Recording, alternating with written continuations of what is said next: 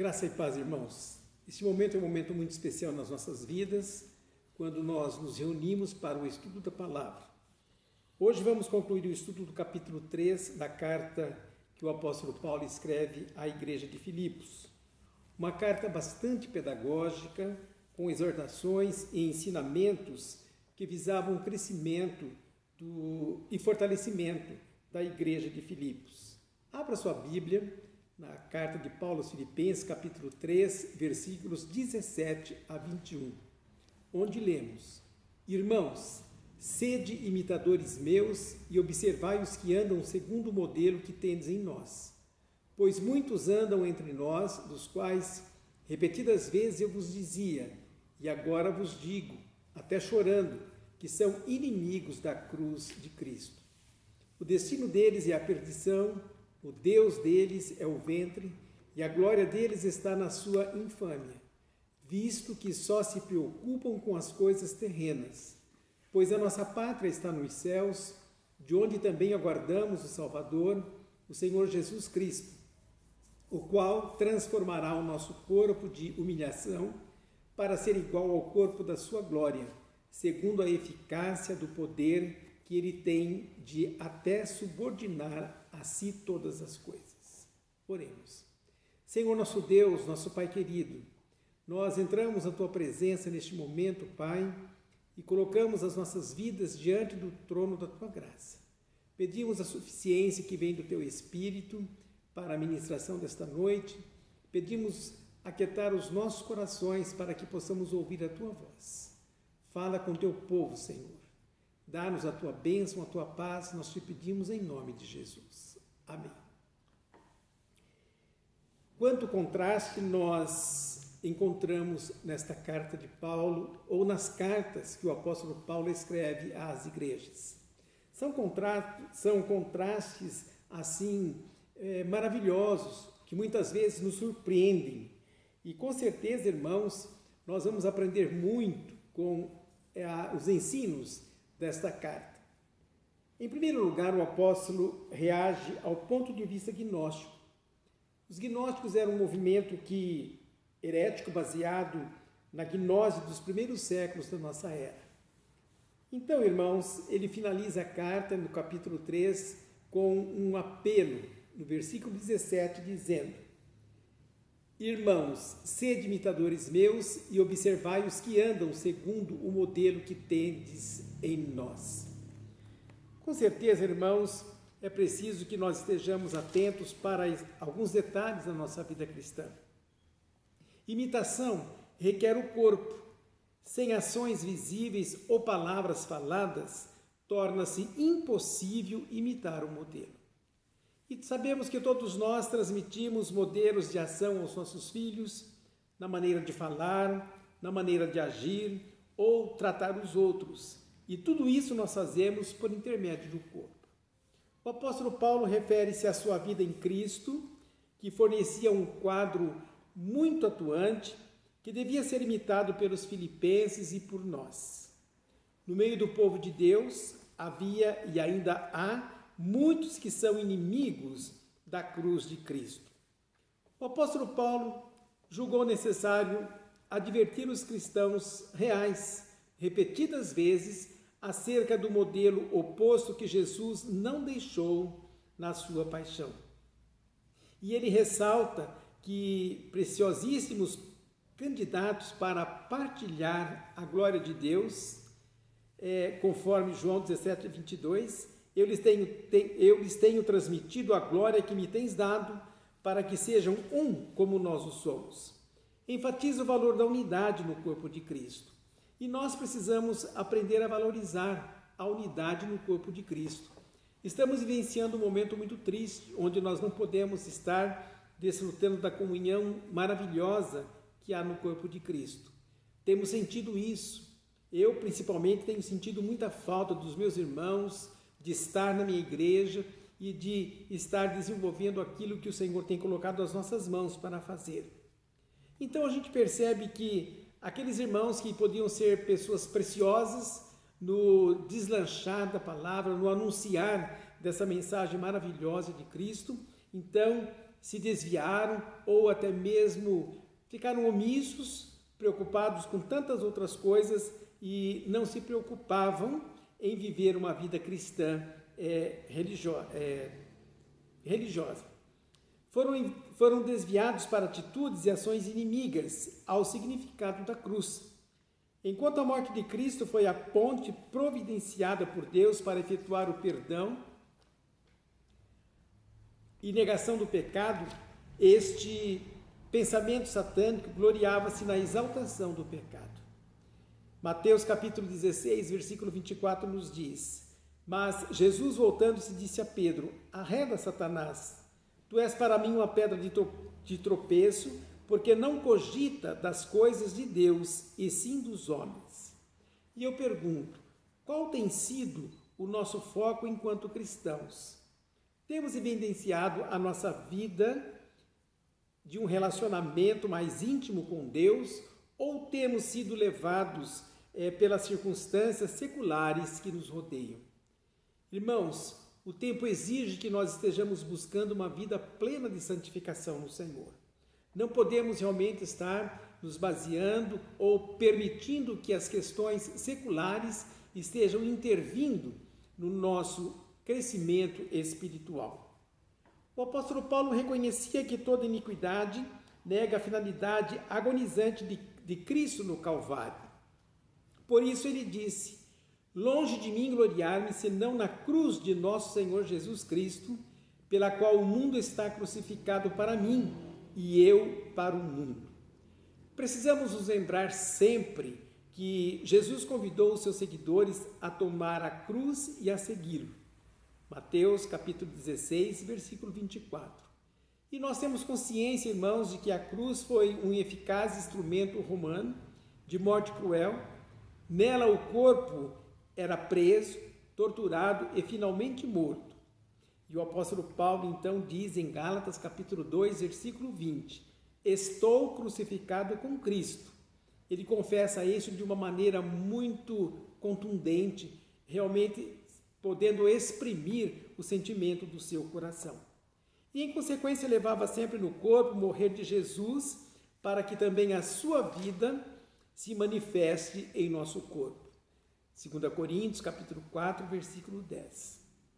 Como o corpo do Filho de Deus foi traspassado e esmagado na cruz, Paulo deduziu que todos que desfrutam do privilégio de participar no corpo de Cristo, a sua igreja, devem também compartilhar a mesma finalidade da encarnação, isto é, extirpar o pecado do nosso corpo individual e lutar para a santificação do corpo de Cristo. 1 Coríntios, capítulo 5, versículos 6 a 8, nós vemos essa motivação que ele nos traz. É pelo corpo que revelamos a realidade invisível do homem interior.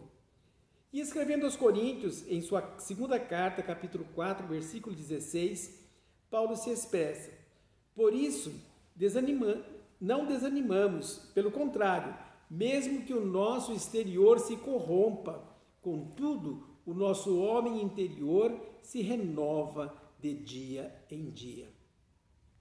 Queridos irmãos, temos buscado essa renovação em Cristo, temos buscado com certeza uma vida de santificação, temos buscado viver uma vida de unidade nesse corpo. É preciso que estejamos pensando nisso, né? E esse tempo que estamos afastados da comunhão, não poder estar nos reunindo, nós estamos sentindo muito isso, né? Assim também o sacrifício perfeito de Jesus na cruz revelou a realidade da sua vontade, submissa ao Pai, que o aceitou como expiação por nós. Hebreus capítulo 10, versículo 10. Os judaizantes gnósticos eram inimigos da cruz.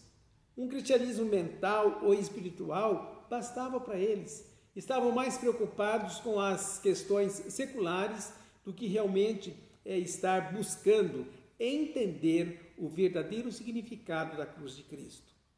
Tal foi a transformação da verdade revelada que levaram o seu destino do céu para o inferno. Versículo 19 trata sobre a perdição. Seu Deus foi destituído do alto céu para se localizar nos apetites para alimentos suculentos, como também para o sexo. Mas em Mateus 16, capítulo 33, nós lemos, né, que precisamos buscar em primeiro lugar o reino de Deus e todas as demais coisas nos serão acrescentadas.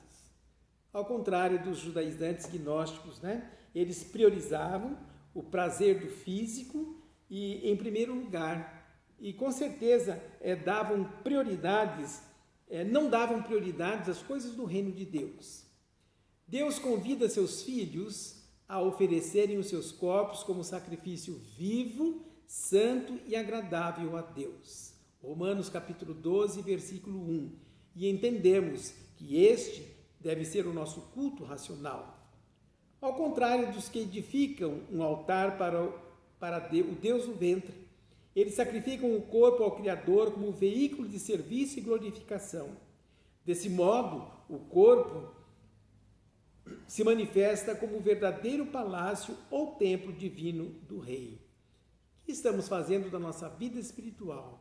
Estamos procurando alcançar, estamos procurando viver uma vida de comunhão, uma vida de santificação no Senhor, tirando do nosso coração, da nossa mente, do nosso corpo, tudo aquilo que impede a nossa comunhão perfeita com Deus? No versículo 17, nós temos dois ensinamentos. Sede imitadores meus, porque todos nós cristãos somos imperfeitos e necessitamos de exemplos de pessoas menos imperfeitas e que saibam lidar com a imperfeição e que possam modelar o nosso processo de busca do objetivo da semelhança de Cristo. Também nós vemos a seguinte frase: observai os que andam. Os cristãos filipenses e nós cristãos de um século pós-moderno precisamos nos concentrar em exemplos piedosos e ver como eles se comportaram no serviço a Cristo. Irmãos, eu entendo que a alegria do nosso coração deve ser a de servir ao Senhor sempre em novidade de vida, sempre buscando alcançar um patamar de intimidade com o nosso Deus e senti-lo e, com certeza, estarmos desenvolvendo tudo aquilo que Ele tem colocado às nossas mãos para o desenvolvimento do seu reino. Mas no versículo 18, nós vamos ver Paulo advertindo os filipenses por diversas vezes, principalmente a respeito dos falsos mestres, pois a maneira de infiltração deles é astuta. Em momento algum se dizem contrário aos ensinamentos bíblicos. E hoje esse cuidado deve ser redobrado, deve ser colocado em evidência para que falsos ensinamentos não venham a nos tirar do alvo que é Cristo. Precisamos estar atentos, ser estudiosos da palavra e estarmos desenvolvendo, sim, a nossa vida cristã de maneira bem grande. No versículo 20, Paulo retrata e ele fala alguma coisa sobre a nossa pátria. Nós sabemos que, para nós cristãos, a pátria é o lugar onde Deus habita e onde Ele está presente, visto que pertencemos ao reino sob domínio do nosso Rei Celestial e obedecemos às leis dos céus. Estamos neste mundo de passagem, sabemos que temos um lugar para alcançar no futuro. Por isso precisamos aguardar pacientemente, mas com grande expectativa, a segunda vinda de Cristo.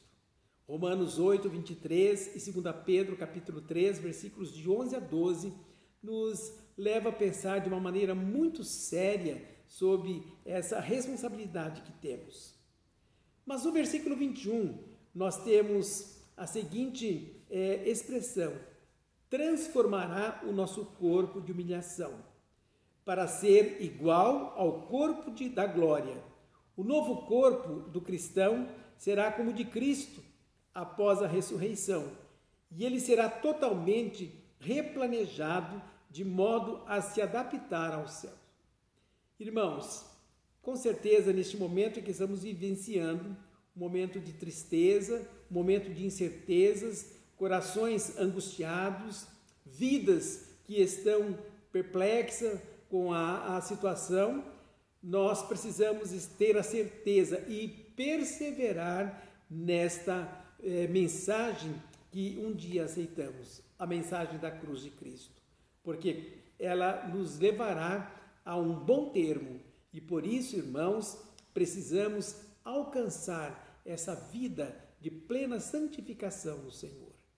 Precisamos ser uma igreja unida, uma igreja que esteja preocupada no desenvolvimento do reino de Deus, uma igreja que esteja preocupada em proclamar a mensagem de esperança, a mensagem de fé, que é Cristo Jesus ressuscitado. Que no nosso coração possa brotar o desejo, ainda nesta vida, de objetivarmos a sermos semelhantes a Cristo quando Ele vir. Para isso é preciso passar pelo processo constante de uma vida de santificação. Você está disposto a isso, meu irmão, a buscar esta vida de santificação em Jesus? Ore, pare e pense no quanto nós podemos ser úteis no reino de Deus, nesse tempo de tanta tristeza, amargura e incerteza. Nós podemos levar esta palavra de esperança àqueles corações que estão muitas vezes angustiados e perdidos com toda a situação que estamos vivenciando. Pare e pense que se nós possamos ser imitadores de uma vida piedosa, que passou por um processo de transformação muito grande. Todos nós conhecemos a vida do apóstolo Paulo antes de conhecer a Cristo, não é? Então, ele zombava, ele açoitava e ele fazia muita coisa com os cristãos.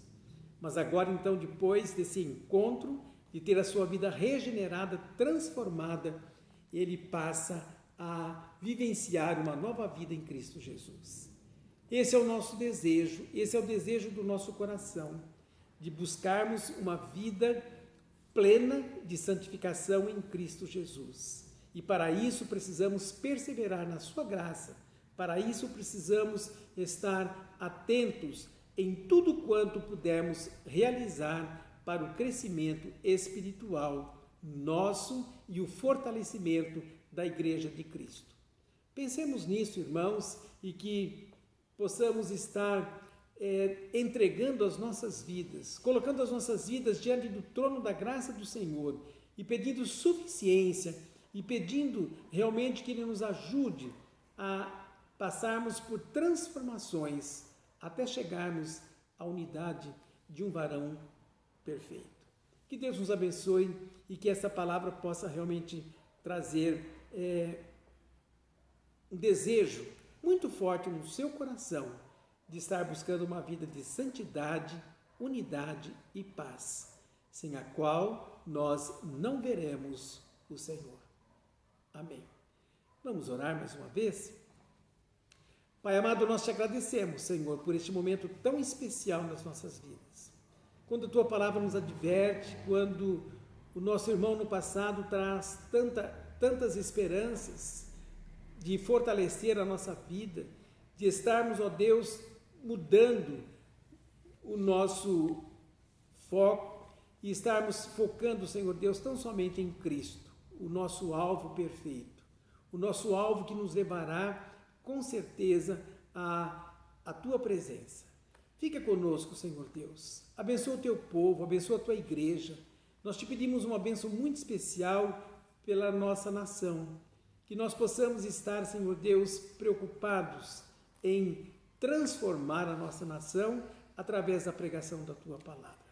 Abençoe-nos e perdoe os nossos pecados. Nós te pedimos e te agradecemos em nome de Jesus. Amém.